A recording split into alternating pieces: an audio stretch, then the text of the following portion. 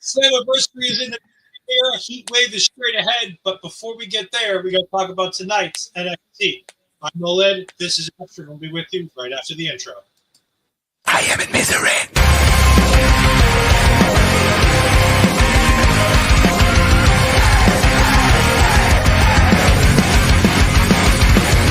Everyone is watching me when I'm coming around. They all are judging me when I'm lying on the ground. I've got no shelter, I've got no escape. My life is a prison and I can't run away. I feel it in my bones, I'm losing it all. Stuck in my head, I am in misery.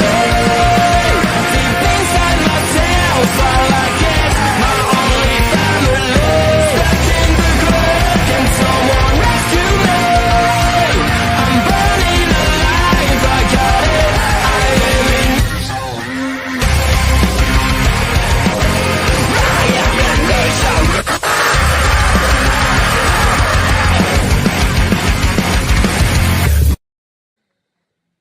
Hello, everyone, again, and welcome to Taking Over. I am, of course, OLED Ed Fries. This is my tag team partner, the wonderful Astrid Pizarro. Astrid, how you doing? It's been an interesting weekend in the wrestling world, I think. Busy weekend, that's how it was. How are you doing? Busy. Well, I've got some thoughts and I've got some opinions. Because it was indeed a noteworthy weekend in the world of professional wrestling. So let's start with something slightly different. It's not quite Monty Python, not something completely different. We've got the All Editorial, which is now coming in. This is replacing Rants with Ed, which we all know and love. And we're going to start with the All Editorial of TNA Slammiversary. Because we've talked for a while here about how good this partnership is for both sides. TNA is gaining a lot out of this. WWE had been gaining a lot out of this. We talked about the fact that both of us agreed Mike Santana needed to win the TNA championship at Slammiversary. However, we'll get to that later, Bobby.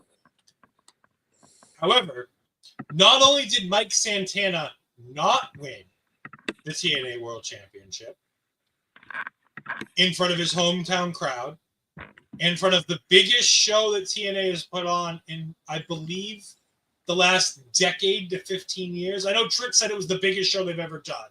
Was that the biggest crowd they've ever had? Mm-hmm. Okay. I knew it was close, but I'm like, I remember there were numbers coming in. It was like, it was close. It was like, it's the biggest show in 10 years, things like that. All right. I understand TNA wants a TV deal. I understand TNA needs a TV deal that isn't their own network. All of these things I understand and agree with. However, this should have been the show that started the TNA brand for those advertisers, for those network executives. And that means it should have been Mike Santana taking back the TNA World Heavyweight Championship from Trick Williams. Mm-hmm. Where does this leave TNA going forward is my more important question. It doesn't hurt Mike Santana. It certainly doesn't hurt Joe Hendry. And it doesn't hurt or help Trick Williams. I don't know how much it benefits Trick Williams, but I don't think it hurts him in any way. But my question is, where does TNA go from here? Because I saw a quote today from a podcast that Carlos Silva did. Thank you to Fightful for getting the quotes from this interview, where he was asked about the results of the main event.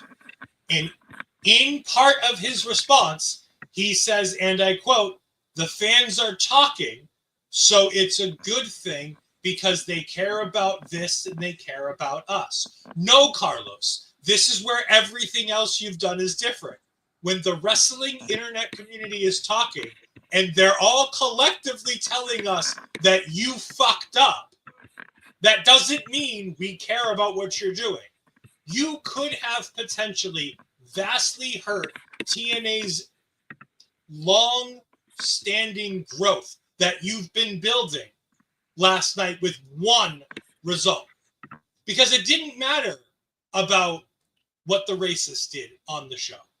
It didn't matter that Jacy Jayne won your TNA Women's Championship. And trust me, we'll get to that in a moment. What this does and why this hurts TNA so severely is, where do they go from here? Mike Santana is your savior. Mike Santana is your guy. This is the guy that you want to build your promotion around. He needed to win that title on your biggest show. And yes, I understand that your biggest show is Bound for Glory. However, Bound for Glory is not taking place in front of 7,000 people. Bound for Glory is not taking place in New York. Well, Long Island, but might as well be New York.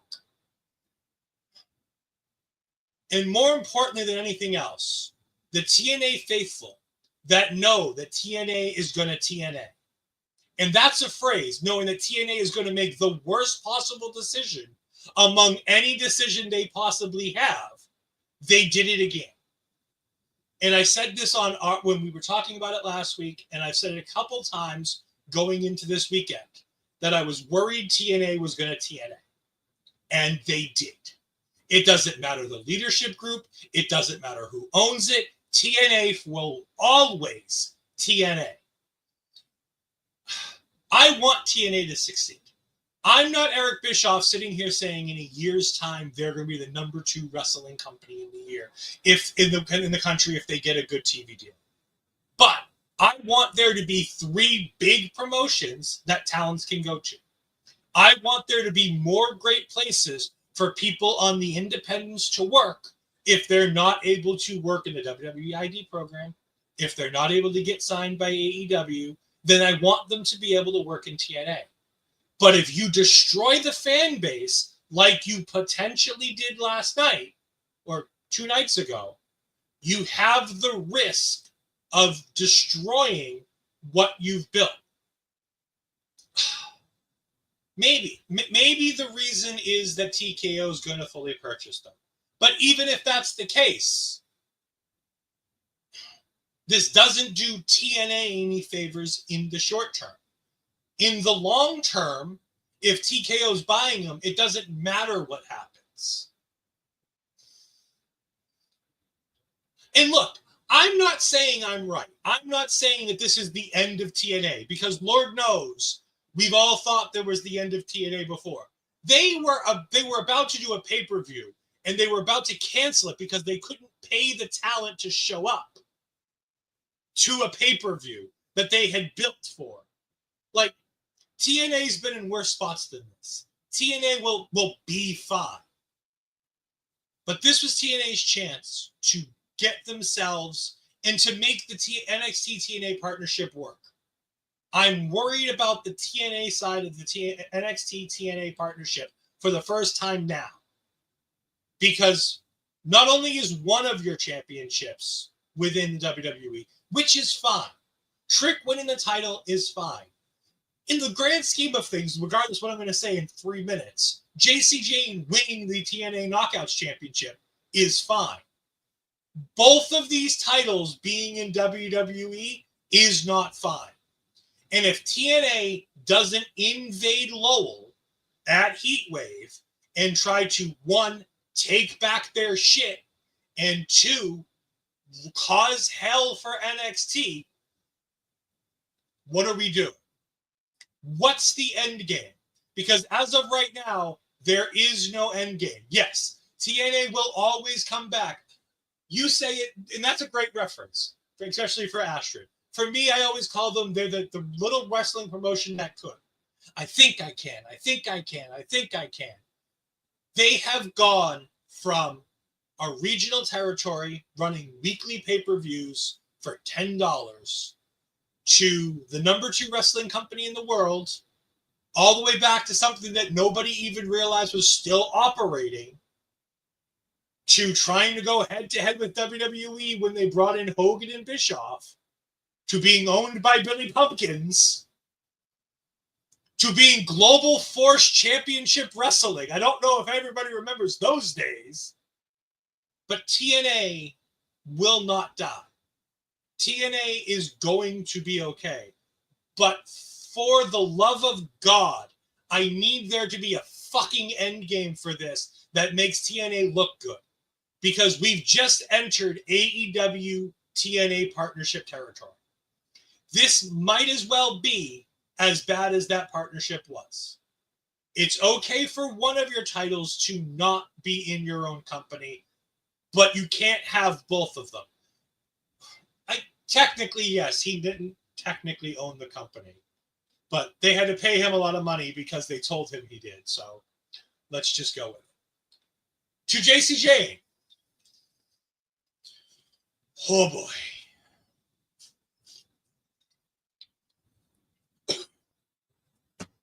Jacy Jayne is the TNA Knockouts champion. And honestly, it's fine. I don't like it. It makes me drink. Because, as she said in her promo, and we'll dive more into this later, this makes her the cornerstone of women's professional wrestling by owning these two championships. Now, granted, she's not the most crowned women's champion of all. That will be another lady in AEW. And she's doing fine with her 50 titles, and that's great for her. But as far as WWE audiences are concerned, the greatest women's wrestler in the world right now is Jacy Jayne. And that is a fucking shame. Because her promo tonight was awful. The fact that she defeated Masha the way she did, without interference, it's semi-clean, is kind of ridiculous. And again, it would be a fine decision if Trick weren't still holding the championship.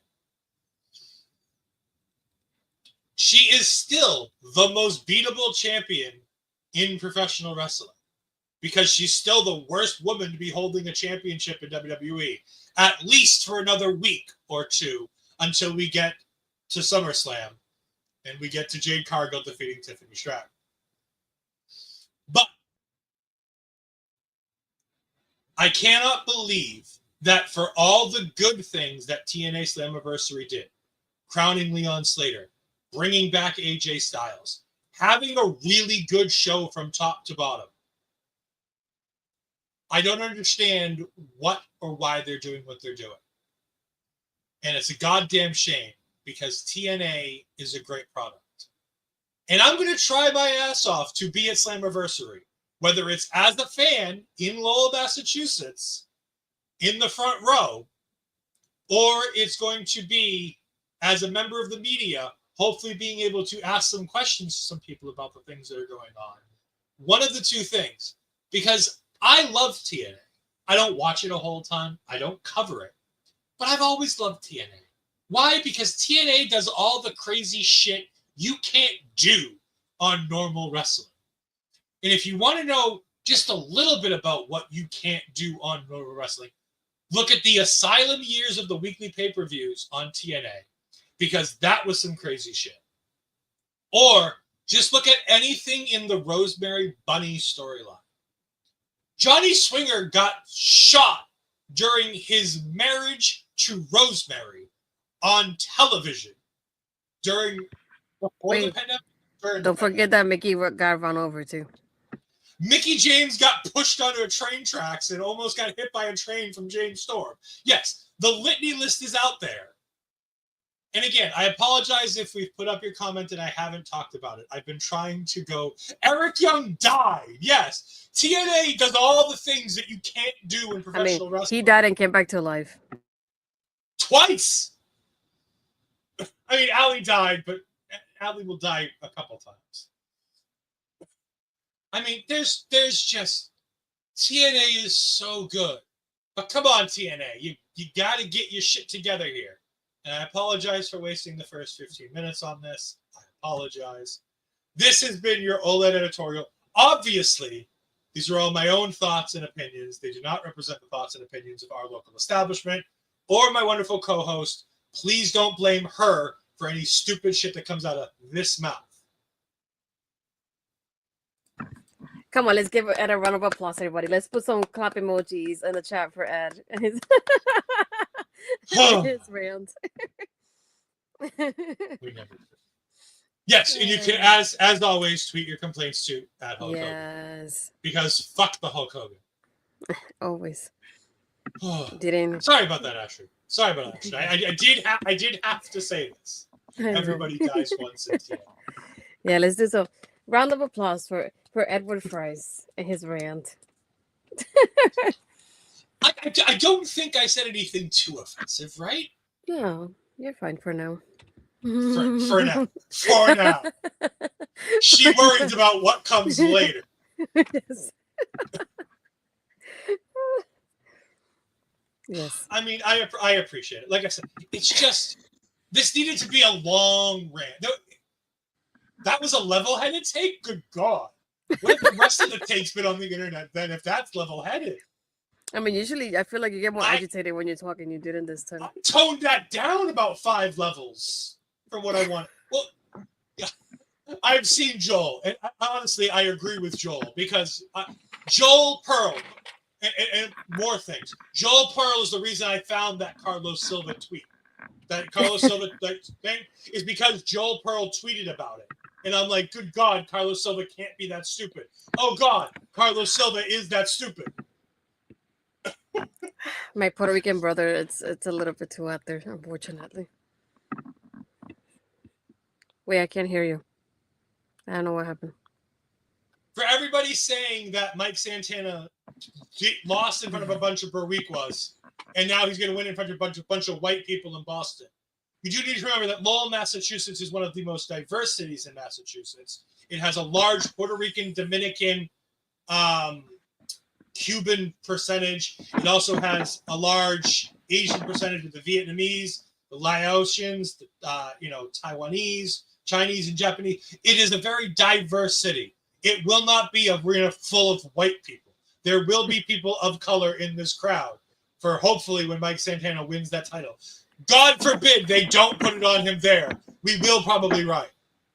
Oh yeah, it just the part that I hated the most. It just reminded me of what it was for Joe Hendry, because for Joe Hendry took 3 tries for him to become champion, and they had opportunities to give it to him and they didn't. And I understand that they could do it in Lowell, but come on, you're in the guy's home state with a lot of people with Puerto Rican flags. Everybody cheering on and watching the show because they have a feeling he's gonna win, and then he doesn't. Like, and that's the biggest crowd you had. That would have been a great moment to end the show with. And I feel in that part, that's why this is one of the few instances where I would say I don't have to be patient, because I feel like we've been patient enough already with TNA as it is. And they did it with Joe Hendry, so I was hoping they wouldn't repeat history. Patrick, stop. Oh, jeez. Yeah, NXT is running Lowell in August, and then TNA is running the other arena in Lowell, the bigger arena in Lowell, like a month and a half later. For me tonight, it should have been some kind of invasion angle. That's what I keep hoping would happen. That everybody from TNA is so upset that their 2 world titles are in NXT, that they will all go together and team up and beat up the guy that has the world title. Something along those lines of like, we're tired of you representing our company when you don't even belong in our company. It's like that, or like, she doesn't even go here kind of quote. Basically, it's what I was hoping for. And tonight wasn't it. Yeah. Like I said, this isn't the end. Like I said, TNA is not buried. TNA is not done. But this is a bad sign going forward. Because, and honestly, I don't even think this is an NXT thing. That's the funny thing. You would normally think something like this is an NXT directive, that they want all the gold in their talent. I don't think that's the case. I don't think they care if Trick is champion. I think they want Trick as the TNA champion, but I don't exactly. I think I believe it's, I wouldn't say it's 100%, but I say it's probably way more 75-25 than it is 100 than it is 50-50 on that one. I don't think WWE's pulling a lot of these strings. No, I don't think so. But again, let's hope that TNA pulls their head out of their ass. Let's hope they get this shit done right. Because Mike Santana winning this title isn't Cody Rhodes dethroning the Bloodline. The reason why TNA, the Cody Rhodes story worked is because all the fans were invested in Cody and everybody was invested in the Bloodline story. Nobody gives a shit about Trick being TNA World Champion. So it doesn't correlate backwards. That's a degradation. I mean, they might. No. And again, I'm not one to yuck somebody else's yum. So if that's their thing, then good for them. I'm happy for you. But like, just no. You can say that for OLE After Dark. We're not there yet, okay? We are not there yet. Yeah. Still a little bit too early. All right. We're going to start now after 20 plus minutes of the show. We're going to start with the opening match on the card. Because we're not going to talk about Booker's stupid promo because he screwed up a woman's name. And yeah, normally I would get on Booker for that. However, he's in Houston and he said the name of one of his own talents as opposed to saying the name Blake Monroe. It's fine. It's not the end of the world. It's Booker T. Booker will be Booker. Shout out to Lady Bird. Yes, shout out to Lady Bird, great friend, tag team partner to our good friend Gigi Ray, who we adore on this show. Yes, we're not having any double dickings, and if you don't know what that is, go watch the short promoting the show tonight on Twitter. No. I will not say those words again. The Culling defeats Hank Tank and Zaria. Ruca. Astrid, I've talked for 20 minutes. What did you think of this match? I mean, I think it was just a funny way to open the show, at least with some fun energy. I like everybody doing a honk honk in every corner. Like, that was funny. The scoop slam, how they all lined up to do the scoop slam to everybody at that point as well. And Niko getting the meeting of the minds from everybody too at one point. I like the fact that they were just basically having fun. So, yes. I like that they were just basically having fun with this too. I love the fact that Zaria also... she did an F5 to Shawn Spears at one point because she was about to do it to Tatum, but he saved her. And he ended up doing it, taking it in the end. I was like, oh, that was interesting. And they're like, can she do that? Can she do that? Like, well, she did. But overall, I feel like it was a lot of fun. Then we get that all of a sudden towards basically at the ending of it, Dark State comes out. The lines turn off. And they don't show much. They don't show anything about it. But then we have Tatum just pinning Zaria at the end. Like, they didn't show what she did to her, but they had to do something with the doll that Shawn Spears gave her a few minutes before that. Zaria said that she stabbed her in the eye with the doll. Yeah, but we didn't get to see any of that because they brought the attention to Dark State. To be fair, this one wasn't me. This one was her. It's just. To be honest, I'll take all the mystery out of it. She said double DQ. The software that we have for the captions saw it as double dicking, and that's what the joke is now. But yeah, no. And the Overlord decided to keep it there anyway. Not only to keep it there, but then use it to promote the show today. Overlord, what are you doing to me? I will take this on as an Oldheadism because it would absolutely be something that should have come out of my mouth. It would have. The Ogre Lord didn't double check his work. The Ogre Lord knew that was the way it was when we told him about it earlier in the week when he put out the short, and then he still used it to promote the show because it made him laugh. I thought this match was great. I agree with you. I thought it was a bunch of fun. I thought everybody got their shit in. I thought this was a really good match. And I love that it's continuing on the storylines. It's continuing the storyline that Dark State were the ones who attacked Hank Tank. It's continuing the Culling versus Hank Tank. It's continuing the Zaruca versus Tatum and Izzi stuff. This is a wonderful way to contribute all your stories all into one and make sure that everybody gets over and everybody does their stuff. This was great. I really did. I enjoyed a lot of this. He enjoyed Hank and Tank match. Bobby, you gotta clip that. I'm sorry. Yes, but I also had 6 other people in this match that I can enjoy other than Hank Tank. So let's be honest. It is fine. I didn't recall them No. mentioning the system either, which is another thing that bothered me from this. It just the recaps that we got that I remember was the Jacy one and the Trick one. I don't think we saw anything else. That's it. Yeah. Because that's the only thing NXT cares about. Because again, NXT doesn't care about what their superstars do in TNA unless they're winning championships. But again, I don't think they're pushing it. Hmm. And that's a very odd thing because that's a very WWE thing to do, is to push the fact that our people need to be champions. Yes, it'll minus views if we have a hang time. Speaking of Jacy Jayne, we got the recap of her victory and then her promo. I hated this. I hated every bit of this. Okay. I hated most of this. I hated everything that involved Jacy Jayne and Fatal Influence in the ring. Jacy talks about how this makes her the top of the women's division.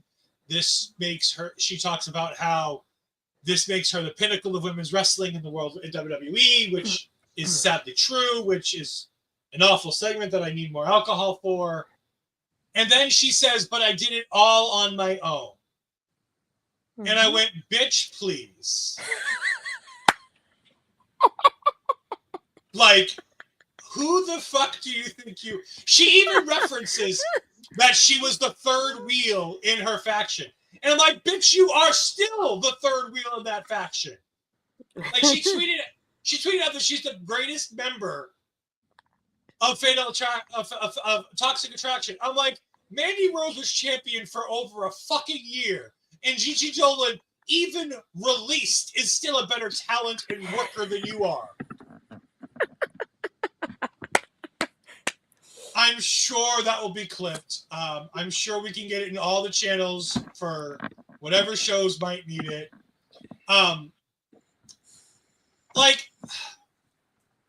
Jacy is a fine professional wrestler. She does the actual wrestling very well. But she's not a compelling character. She's not a good leader of this group. And more importantly, she claims that she's the leader of this group and she did it all on her own.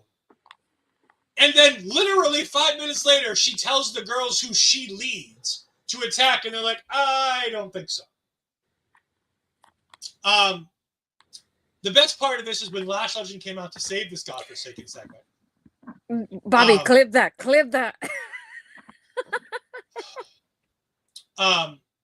Lash came out and saved the segment. She came out and talked about how great it is that Jacy's doing all the things she's doing. But now the grown-ups are here to talk, and the grown-ups are here, and she's going to take that NXT Women's Championship. And I'm like, thank you. Somebody take this goddamn title off of Jacy Jayne. And then Jayne came out and ruined it all over again. I agree, Jose. We were getting there. Yes. Then Jayne came out and ruined it. My haterade is right here, and it's been a flowing. I even have the extra haterade. That one. No, I just don't. I have a question, and it's a legitimate question to you, Astrid. Do we think all of this stuff with the double champion in NXT and TNA was set up and designed for Stephanie Vaquer, and then Stephanie got called up, and they're like, well, fuck it. We'll just let whoever else becomes the champion do all the Stephanie Vaquer stuff, regardless of who it is. And they just forgot it was going to be Jacy Jayne. Oh, that's interesting. I didn't think about that. I mean, it could have been, and it would have definitely been different with Stephanie. Because imagine if Stephanie wouldn't have lost the North American one. She would have definitely had 3 belts then, too. And that would have been extra interesting. I mean, it's a possibility. I'm just looking at it and going, like, all of these promos, I'm the greatest in the women's division. I'm leading this women's division. I'm like, doesn't this all sound like things that would have come out of La Primera? This is something that Stephanie would have been like, I'm the number one woman in this wrestling world landscape. I'm the number one. La Primera. Like, it just sounds like stuff that they were meant for her. Yeah, realistically, it should have been Jordan. Like, I agree. The only reason why I didn't want it to be Jordan was I didn't need to see another Masha Slammiversary versus Jordan Grace match. Mm-hmm. Yeah. Jose, I agree. I would have been down for anybody but Jada and Jacy would have been good for this. But like, I don't know. There's a slight difference between that. Like the Emelina thing and the Liv Morgan thing and the Lana thing, that's all slightly different because Blake Monroe is just an extension of Mariah May in AEW. Like, it's not a huge stretch. There's some subtle differences. Like the whole I Dream of Jeannie kind of aesthetic is slightly different than what she was presenting in AEW. But overall, her character is essentially the same thing she was doing there. But I don't think that's anything drastically close to an Emelina thing, because I think Emelina and Live in the Bathtub was something slightly different. To me, the only title I fully... Yeah, that would make sense. No, I was gonna say with the whole Blake Monroe thing, I think with her, it's one of those people like you have to give her time, because if you see her the way we saw her in AEW at first, she was more of a background character, and little by little with every single week is then we saw her shine a little bit more and show us a little bit more. And I think with that in NXT might be a little bit similar in that aspect of it, that we had to give her more time. She's barely been here, so we haven't even gone to see like a little bit of what she's like. Wait until she's like a full heel, and then hopefully it'll be, I don't want to say the same, because I don't think they want to copy exactly how it was, but it'll be kind of similar to how it was in AEW. But I was gonna say that with this particular promo though, and I figure we'll talk about this part now. When she's talking about Jacy says she's the top of the women's division. I did it by myself. Fallon has the microphone. She's about to like say something, but then she pulls it down again. But she has that like that body language of like, really? Are you really just saying that? And Jasmine looks at her the same way. And then she goes, oh, I'm not one of those like NIL like athletes. And then you can see Jasmine's facial expression changes. And he says little bits and pieces like, oh, I'm not an indie darling. I'm not this. I'm not that. I didn't get here because of this. And you can see how the body language changes in the girls. I like that Lash was the one that came out though, because I was trying to figure out who will come out. I know we have a list of people that could be next up, but we haven't really set up anything yet because of everything that happened Slammiversary so far. So I'm glad to see Lash coming out. Not a fan of Jada coming out. That's the only thing that I particularly didn't like about this. I thought at first with the way it ended that maybe they would have done a tag team match that would have had Jasmine and Fallon versus Jada and Lash. But then later on, they're all backstage trying to figure out who's going to take on who. And Michelle Buckle comes out. And then she's like, well, I think, and then Fallon goes, oh, yeah, I think I can beat Lash. I don't think Jasmine has that experience. Or like, I think I'm better than Jasmine or whatever it was that she said. And the back and forth they have with each other of like, I think I'm better than you. He's like, oh, I think you can beat her. I was like, okay, that's settled. Let's go to Ava's office. And the way that you can see is like, where's Ava's office? Opposite sides. And she's like, never mind, I'll figure it out for myself. The way this is unfolding here, even just tonight, was just, I don't even know what to call it, to be honest. It was one of those things like, they're really falling apart little by little. So that was very interesting to watch from the body language of like how they disagreed on everything, and the way that basically Jacy was throwing shots at them. The way she's like, oh, I did it by myself.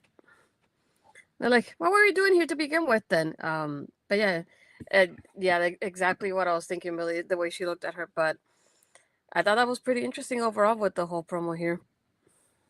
Yeah. I smell a triple threat title. It's very possible. Jose, our good friend Jose on the air, I have a hear me out scenario and it sounds chaotic as fuck. The Fatal Influence beat the Elegance brand for the tag team. Oh God, no. Do not give her the fucking...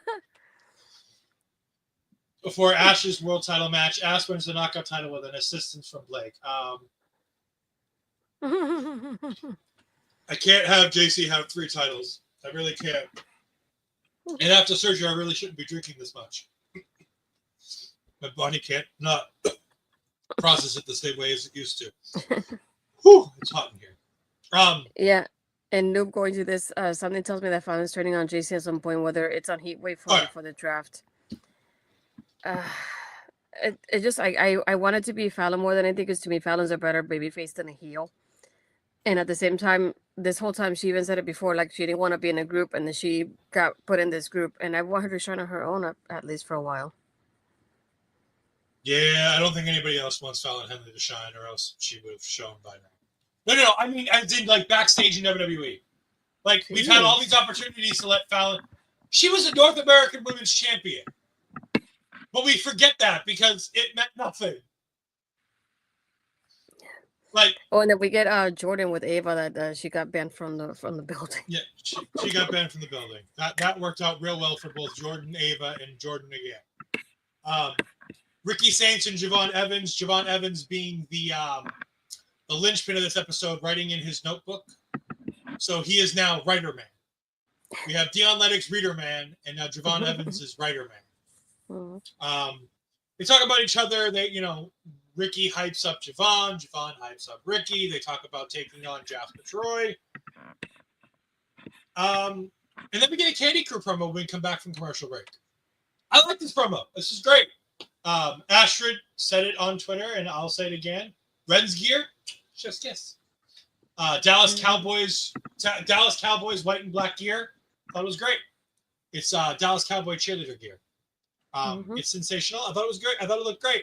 The red, white, and blue kind of little towel to go with it. It was good. Fatal Influence doesn't do a whole we run the entire division thing before they split. I 100% see Fallon being the one to turn on Jacy, win the NXT title. Yeah, I could see that. God, can you imagine if she's the first fucking women's? Oh my god.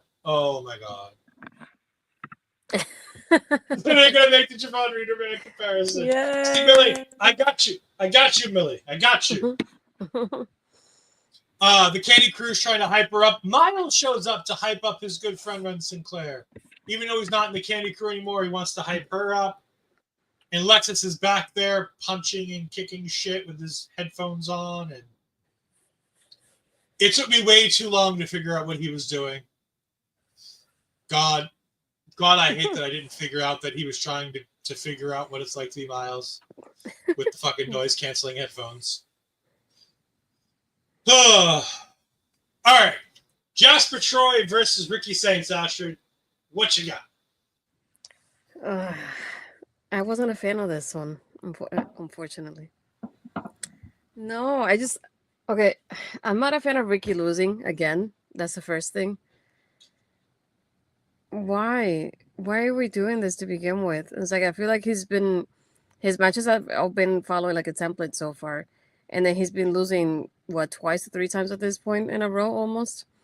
It's like I feel like this one was a tough one because you do have somebody like Jasper who has lost twice as well, but then you have Ricky that just lost as well. It's like, why would you put it in this situation? I did like the part when he's like telling the referee to like count out Ricky. And then he's like, at one point, he's like, I'm tired of waiting, just splashed onto him. And I was like, poor Ricky, how is he alive still? And the fact that he made it on time. I mean, he's alive because the move didn't put him through the barricade. I know, but still. They gimmicked it so that they could fall after the... The finish of this match is a fucking clusterfuck. Mm-hmm. There's no better way to put it. I don't understand. I like the idea of the finish. I don't like the execution of the finish. Mm-hmm. Is an easy reason for why they're pushing Jasper so much. They think that there's money in big, tall guys doing this thing. And you know what? I'm fine with it. I think Jasper Troy is great because I don't think he's going back to our main event scene. I think he's going right back into that North American title scene once we get a new North American title. This man is putting his body through absolute hell lately just to lose. You know, sometimes you got to put people over, especially if you're going to end up in Seth Rollins' new faction. Like, if he's going to be the new guy in Rollins' faction, which it seems like that's not going to be Ethan Page after what we saw tonight, then it makes sense that they're going to have him lose a bit before they give him something big. Yeah, I'm not a fan. I thought the match was good. Like I said, I thought that there was a poorly executed finish with the way that the bottom of the ring ramp gave way. But I thought that the idea was cool. I thought Jasper diving on him the way he did looked great. And I think Jasper just getting back in. Mm-hmm. The only thing I would change about it, other than, showing us Jasper putting him through that specific spot on the ring thing, is I think Jasper should have dragged Ricky back to the ring and pinned him. I think not only does Ricky Sainz lose, I want him to lose worse because I want him to get pinned as opposed to being counted out. I think Ricky is untouchable, and I think Ricky just needs 2 or 3 wins and he's fine. But Jasper Troy is young, and he's getting pushed to the fucking moon. So I think, again, whether that's right or wrong, like Get the Table said, is there any reason? I can see what they see in him. I think he's interesting.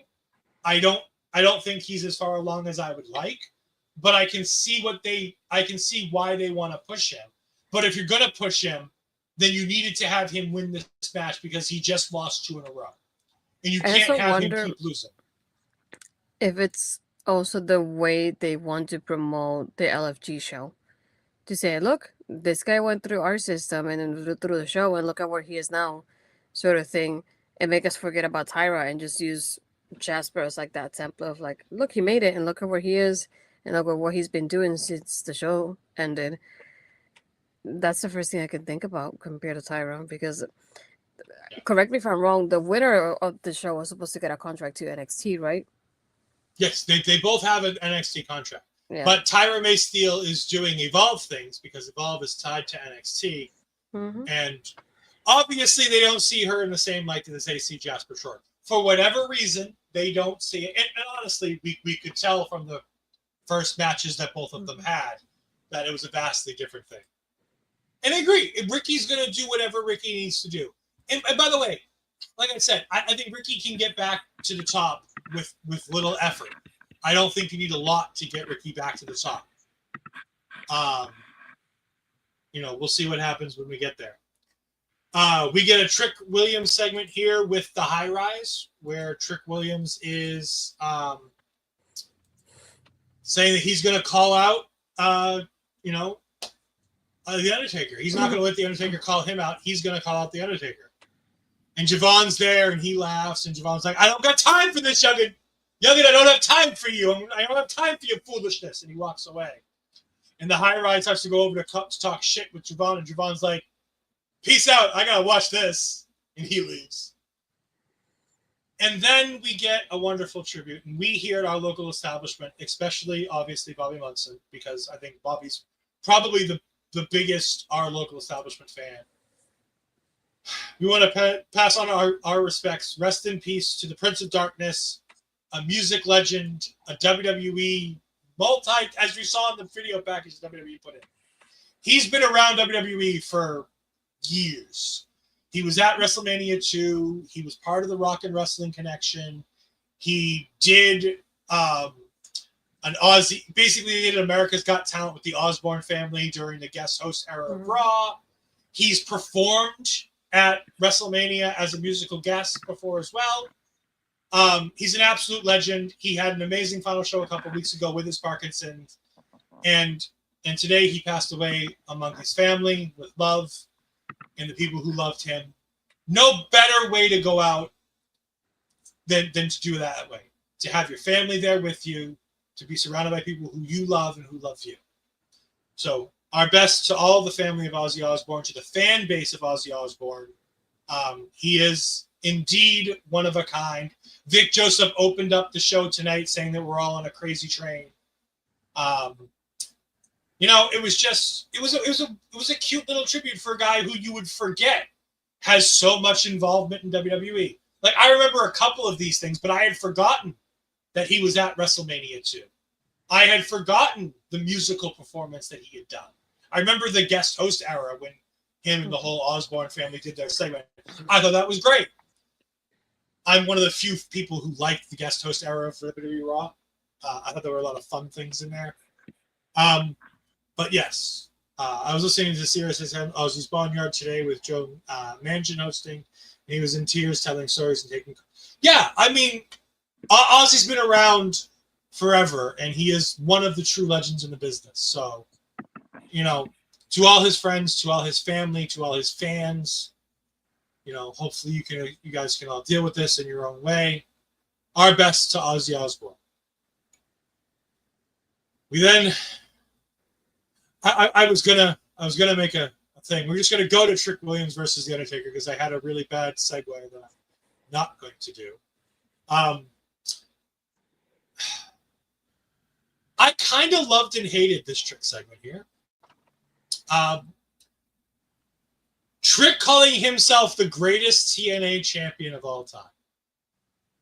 Astrid, as somebody who's watched as much TNA as you have, how do you think Jeff Jarrett feels about not being recognized as the greatest TNA champion of all time? Double J. I mean, he's not on top of a lot of people's list, unfortunately. He's nice and all, but not on top of the list. He is the greatest wrestler in TNA history. He won more TNA championships and titles in companies that are revolved around TNA than anybody else in TNA. When you think of TNA, you think Samoa Joe, CD, Kaz, AJ. Jeff Jarrett's a little bit more down in the top 10 list. With My Baby Tonight. He was a country music superstar with My Baby Tonight. Early TNA was founded on the back of Double J Jeff Jarrett. That man ran early day TNA. Both literally and figuratively.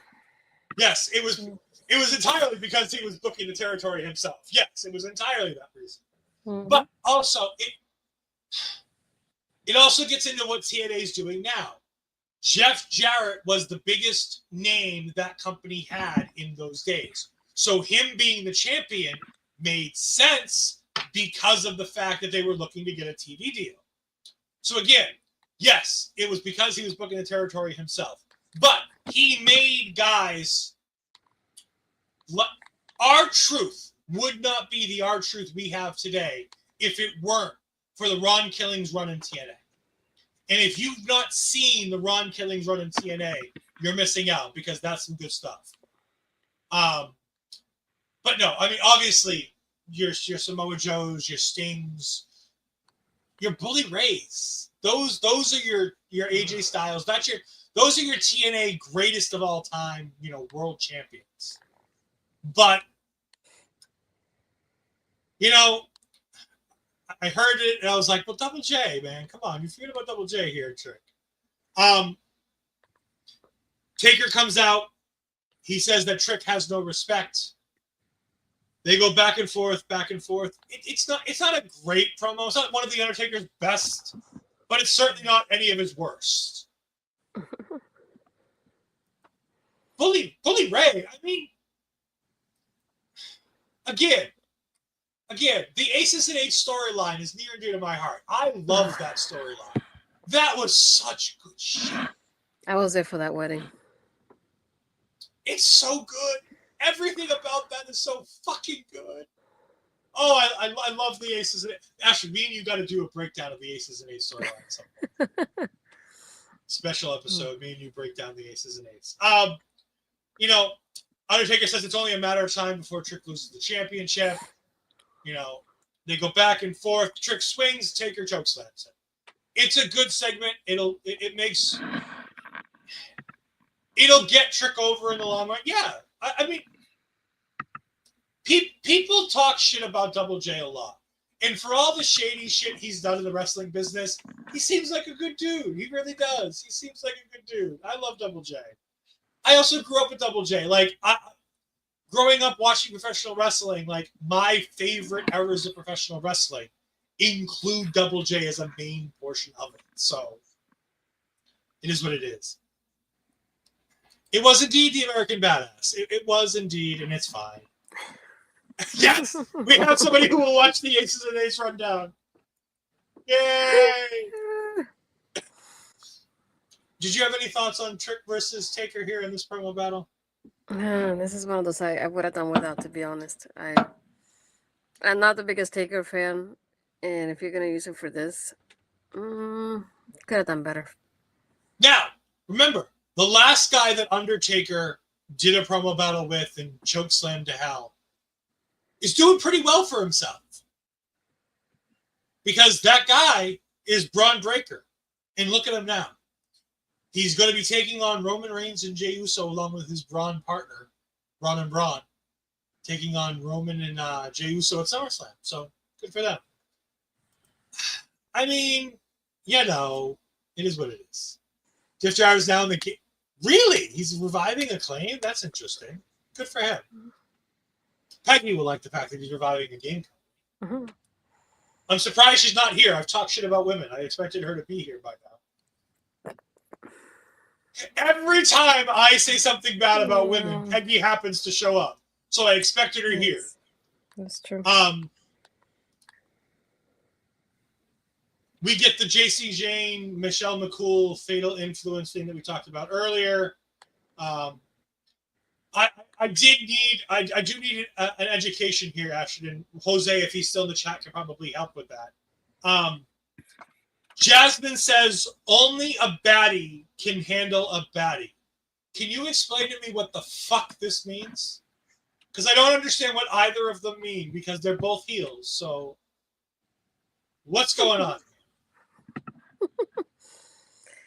How do I describe this? I might need Jose's assistance on here.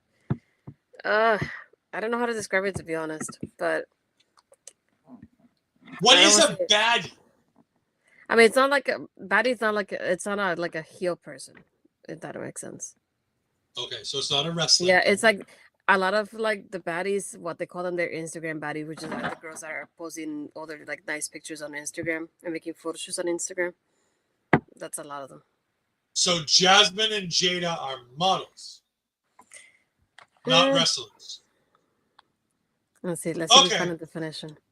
Will says he thinks that it means a bad bitch in looks. I mean, I guess I could buy that. Like I said, I kind of understand this, but it always makes fun to have Ashley try to explain to the old white guy. I want to see the Google one compared to what you're thinking. It says a confident, stylish, and attractive woman. It can also be used to describe a villainous or criminal person. The modern usage often emphasizes attractiveness, confidence, and sense of style. So. All right, so I get that for Jada. I get that for Jasmine. Then I don't understand this for Jada. Would you classify, based on that definition, would you classify Jada as a baddie? I don't think so. I don't know. Maybe it's just me. But to me, it's usually some of those girls that I have like the photo shoots on Instagram and they try to have like a carousel and they look good in all the pictures and everything like that. Like it's all set up to get likes and engagement somehow. So. Okay. Yeah. All right. Blake Monroe. No. Just so we're clear, me and him is the head bitch in charge, not baddie in charge. Just so we're clear. I know you mod for her, and you're probably right. But I'm just saying, I remember the early days, that meant bitch. It did not mean baddie. WWE made her change that shit, if I remember correctly. Because in TNA, wasn't it head bitch in charge? Yeah, usually she would say that. That's what she said in TNA, if I remember correctly. Yeah. Again, I followed a lot of TNA. I didn't follow it all the time, week to week, but I generally followed most of what was going on. Yeah, usually it was the HBSC. That's what I meant. So. Yeah. I remember they changed it to baddie when she came to WWE, but I don't believe that's what she ever wanted it to mean. Probably not, but. Then again, the WWE loves to change the shit on Mia Yim because she wants to be Mia Yim and they made her meet it again. So. I think that's a personal choice too, for some reason. Mia's great. I love Mia. Don't get me wrong. This is not shade on Mia. I think Mia's great. I would give Mia a chance. I wish Mia would come back to NXT. I think she could do wonderful in this generation's NXT. I think she could teach a lot of these girls a lot of lessons. I think she could get a championship or two. I think there's a lot of things that we should do with Miss Mia Yim in NXT on a week-to-week basis. Just put a title on Michin already. What are we waiting for? It's been way too long. I need a championship on her somehow. It is a personal choice. Okay. That's good. Hey, I'm way more into when WWE lets people make personal choices about their names than just throwing shit on them. But let's be crazy. But let's not get crazy here because we all know WWE loves to change people's names for no fucking reason to names that they hate. Okay, it means crazy in Korean. That makes sense. Thank you, Bobby, for the reference to I Know What You Did Last Summer. Yeah, that shit bombed this weekend in the box office, didn't it? No. Yes. 14 million in the box office? Not good. They already made what the budget was. Yes, but it's still the worst performing movie on opening weekend in the history of the franchise. And that goes back to the best one is the Brandy one. The Brandy one. No. Anyway, we're gonna continue on, and we're gonna go to Blake versus Wren. Okay. I'm back. We are going to go to Blake versus Wren. This match went way quicker than I thought. It was a showcase match for Blake Monroe. I mean, the fact that I don't watch horror movies is another reason why I shouldn't be on Killer Cuts. But yeah, no. But I do know my box office, and I can give you the information later. I thought this was fine. This match was fine. It did nothing for Wren, but it wasn't supposed to do anything for Wren. It was supposed to be a showcase for Blake, and it did just that. She then gets on the microphone. Jordynne Grace comes through the crowd. They brawl for a bit. Security comes in. Jordynne Grace loses some money by bashing a bunch of security guards who most likely work for Booker T. I guarantee you, if I go through the video package of all these security guards, I guarantee you I'm going to see a shit ton of Reality of Wrestling superstars in that crowd. Yeah, like yesterday, Alex Gracia was the doctor at ringside for Dominic. Go, Alex. Dominic pulls all the women. Roxanne Perez, Liv Morgan, Alex Garcia. There's all the people. I mean, and then Blake hits her with that. Now, Vic called it a butterfly. To me, this is a double arm DDT. Yep. Like, he called it a butterfly, and I don't know if that's just because that's something Blake wants to refer to it as. But I don't know. It looks fine. Like, I like the look of this. It looks good. It's a good finish. The part I hated about this the most, like, I hated that it had to be Wren, because not only she could be on a roll right now and they could have done better with her, and you're in her home state, and to have her be in a squash match at this point, because that's what it was. I love what she did on I think it was a kick that she did towards like the middle rope at one point to Blake, but this is Blake's debut. She's not gonna lose.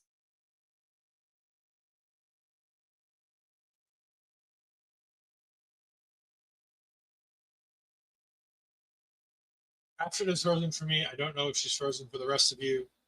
Yeah. Are you there? Yeah, Mike, it keeps going off for some reason. Okay.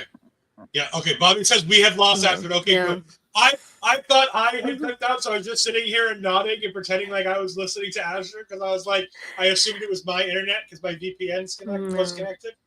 It's mine this time. But yeah, I just dislike the fact that it had to be Wren, especially her home state, but it is what it is. I feel like it's the part that I also don't like about it being that it's that showcasing kind of match. We also don't get to see a lot of Blake Monroe because I wish the match would have been longer. I wanted to see more from her rather than the short match we got. Yeah, this should have been longer. It should have been more. It is what it is. Speaking of things that we could have cut for all of this, we have the Ethan Page segment, and again, I am now going to. No, the other way. I didn't change that. Anyways. All right. So we're back to the old editorial section because fuck Canada. All right. We can go back to the normal stuff. He said that with permission, just in case. So, yes, I did ask permission before the show to say that. Ethan Page got out a promo talking about North America, talking about how great he is, that he is both a Canadian and American, and then went ahead and revealed a brand new... Just so we're clear, I do not live in Brockton. I live in the Merrimack Valley. I do not live in Brockton. I live near Lowell. Brockton is about 30 minutes away and is considered the ghetto. I live in a suburb. Thank you very much. Ethan Page says that he shows his Canadian heritage. He talks about how great Canadians are and how much better they are. I mean, this is all full of shit from a terrible Canadian, so obviously we can believe none of the things he says. And I'm just waiting for the Overlord to pop in to just pull me out of the stream and kick me out permanently. He then reveals the gaudy monstrosity that is this. And I'm just gonna show this because this is fucking awful. No, we're not gonna mute Ed. Look at this awful monstrosity. The best part about this is that the globe of North America is covering that god-awful shit fucking leaf in the middle of this thing.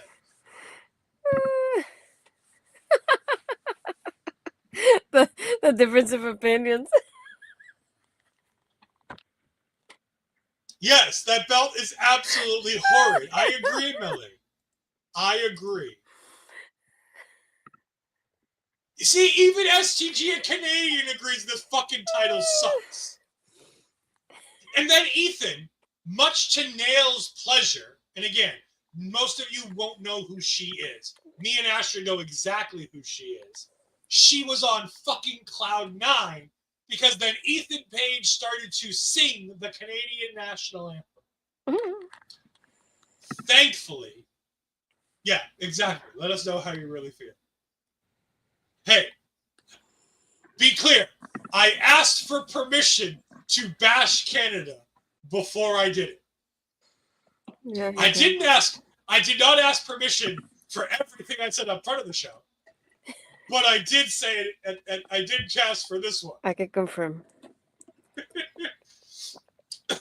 Thankfully, our Lord and Savior, Santino Marella, a great Italian, and sadly living in Canada now.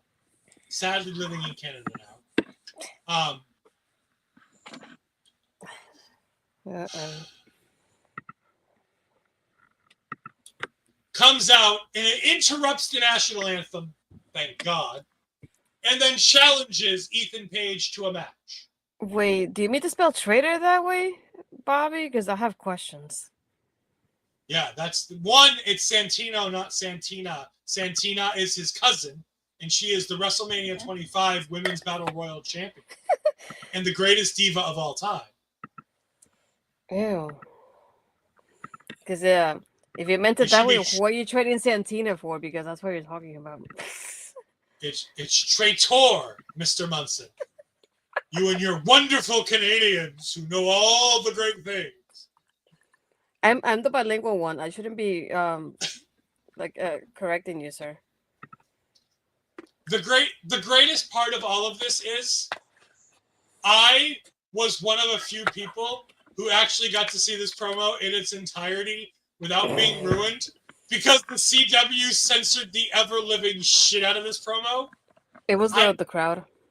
They censored this so bad because of the crowd that I had to show Astrid the segment before we went on the air. That's why we were late, by the way. Yes. Hey. I'm not American. Why would we put a U in words that don't belong? Why would we put a U in there? Only the fucking idiot British put U's in their words where they don't belong. Plus, technically, I'm not American, so don't come at me like that, sir. This is true.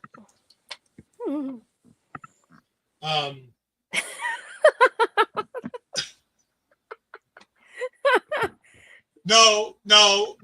Just so we're clear, I pretend I'm from the UK so that I can use my VPN.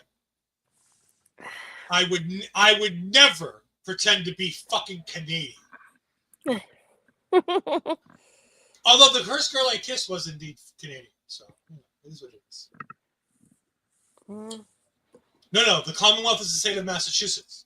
The Commonwealth of Massachusetts. Then we got this chat like live tonight. Mel has just showed up and she's all of a sudden like, rude. Mel, you've missed the first hour of this show. This is kind, considering all the things I said at the beginning of the show. Oh my goodness. No, God no. It was way before high school. I was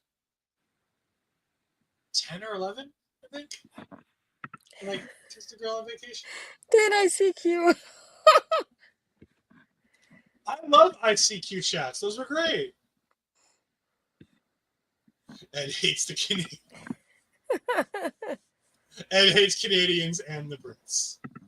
Yes. Anyways, Trick Williams is stumbling backstage. He runs into Oba Femi. Oba Femi looks at him and just smiles. And then Jayne comes up and she's like, "Excuse me, boys." And I do love this. And I don't know if I have this right or if I have this wrong. So it's either one or the other. Either way is perfect. She has the titles on both of her shoulders.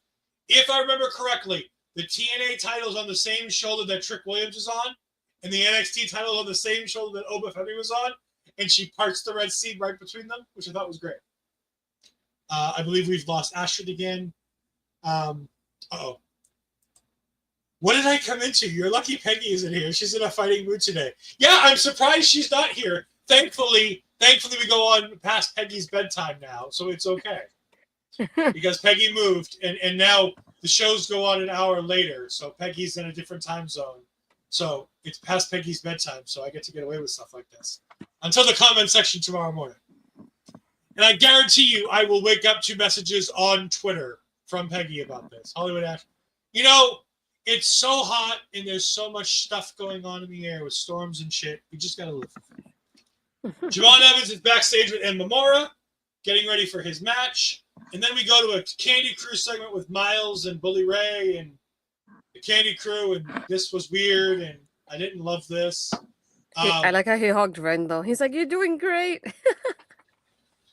I wasn't sure if he was being serious or if he was being sarcastic. And I really want to know which. Because I walked away from my TV at this point, and it sounded sarcastic to me. I'm trying to double check because I thought she was one of the people that before she went to Rose, she was in the C3D school. I thought at one point. Maybe. It's very possible. He could be very serious. The way it sounded, the way he said it, how excited he was, I haven't seen Bully Ray that excited in about 20 years. He wasn't that excited to announce that he's going to be having a title match for the TNA Tag Team titles in Lowell, Massachusetts against the Hardys in Devon Dudley's last match ever. Is it going to be a Did Zaruka, Lash, and Trick take a couples trip in Nashville for a couples get-up because of their outfits tonight? I mean, maybe. Trick was indeed on point with his outfit tonight. The biggest part of this segment is that we get that we're going to have Tavion Heights versus Charlie Dempsey, part 2, and Tavion is going to have to suck it up no matter what if he loses again. I think this is where we go ahead and see Tavion Heights get the big win over Charlie Dempsey and free himself from the Candy Crew. We also have Lexis King and Miles Bourne get into it. Lexis King says that Miles is lying about being deaf because he had these headphones on all night and he can hear everything. Which was just, God, was that something. God, Lexis King, you suck. We get a segment for next week where they announce one match and only one match, which is Santino versus Ethan for the North American Championship. I also have written down here that we can expect next week Jada Parker taking on Jasmine Nix and Lash Legend probably taking on Fallon Henley. Yeah, there was a graphic at the bottom for both at one point. Okay, but they didn't announce it here where they normally do all the matches that come next week? No, but there was a graphic at the bottom. It was, Jada and Jasmine, Lash and Fallon. And then I'm assuming we're also going to get Tavion versus Charlie next week as well. Probably, yeah. So those 4 matches are probably the things for next week. And then we have our main event. Oba Femi defeats and retains his championship after defeating Briggs and Inamura. I love this match. Something I finally enjoyed in this whole show. I love this match. I thought it was great. Oba Femi is the king of the triple threat. Oba Femi understands how these matches work. He's so good at them. I also loved the story that they were telling in the match between Briggs and Inamura. I thought that was really well done. I think it made a lot of sense. The way it wrestled, it made sense for the way that this story is going in storyline, which is sometimes rare and hard to do. But they were trying to work together while also hating each other for the exact reason of Briggs trying to help Inamura take shortcuts, or Briggs trying to take shortcuts and Inamura not being down with it. I loved so much of this match. I thought it was great. I love that Oba Femi wins. And then after the match, right at the end, we get Taker telling Javon, you don't need to worry about what's coming up next, because what's up next for you should be the same thing as it always should have been. It should be you going after the biggest dog in the yard. And I'm like, yes, because I said months and months ago, the person to dethrone Oba Femi is supposed to be Javon Evans. And it might happen in front of my face in Lowell, and I'm going to cry if it happens in Lowell. If I have to be there to watch Oba Femi lose, but I can be there to console him and make him feel all better. So it's okay. No, fuck Jay White. Jay White sucks. That's an old joke that's long since gone. Fuck Jay White. Boring ass fucking charisma vacuum of a bastard wrestling that he is. Oh my god.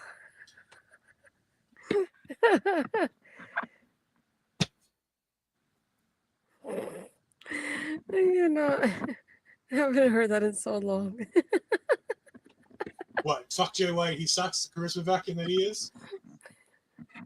I mean, I disagree with you, but yes, I haven't heard that in a while. No, Jay White is a fantastic in-ring wrestler, but he has zero charisma. Unless he can sit here and just yell the word fuck, he can't cut a promo to save his life. Because the best promo he's ever cut is him backstage and from the G1 just yelling fuck for about 3 minutes. Jay White is a charisma vacuum. Oh, yeah. Oh, See? no. I can't believe this.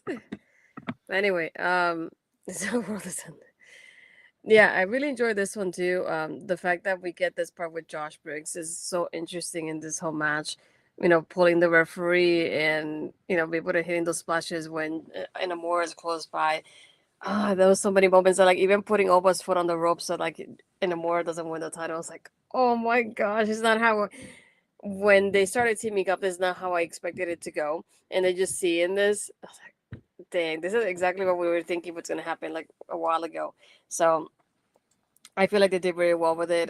I figured, of course, them they're so focused on each other that in a way they'll kind of forget about Oba, and Oba will still retain at the end, so it didn't surprise me still. But yeah, it's like I feel like I had fun with it, just watching Josh finding ways to have Inamura not win that title, even though he wanted him to win it beforehand. And Bobby, no. There are plenty of people in this company that I already trash on a pretty regular basis. It won't change if Jay White comes here. Let's put it in the chat, Bobby, and pin it just so we can check it later. Let's not and say we did. But that was NXT for tonight, July 22nd, 2025. It was a forgettable show, to be honest with you. You got ruined in AEW. We got the best of them. You've gotten the worst. I mean, I didn't get the worst. I don't watch AEW. I mean, Ed's firing up people. Look, Ed's not afraid of a hot take. Ed's not afraid of being wrong and saying something that he believes in his heart that may or may not be the right thing to say. I try to make sure that I'm not offensive, but I say the things I feel. I'm not afraid of a hot take. I try to tone down the bashing of companies a bit, but fuck you, STG. Anyways, that was NXT tonight. Like I said, we're on the road to Heatwave, so that'll be good. Hopefully by Bound for Glory, we can get these titles off these NXT talent and whatnot. TNA will be in Rhode Island later this week, and I can't go because I poorly planned my month and didn't realize that they were going to be here. And then they realized they announced they were going to be here, and I'm like, oh shit, I can't go now because I have stuff those weekend. So I don't get to go to the taping because I get to see Jacy Jayne live. That should be a highlight of your night. Probably a good thing I don't get to go. I will, however, miss a Joe Hendry concert because apparently Joe Hendry's doing a concert this set of shows. He won't bash companies, but he will. But people who subcharge him, fuck yes. I won't sell out for the money. So yes, People who give us money can still get to sell them to fuck themselves. Anyways, on to pleasanter topics. Astrid Bizarro, tell the good people where we can find you this week. Hopefully I have it correctly. This Friday we'll get the release of the I Know What You Did Last Summer movie review. So you'll kind of see Bobby's side of ranting, becoming a hater with his haterade should be ready. So he'll be pulling an Ed on me when we record this review tomorrow.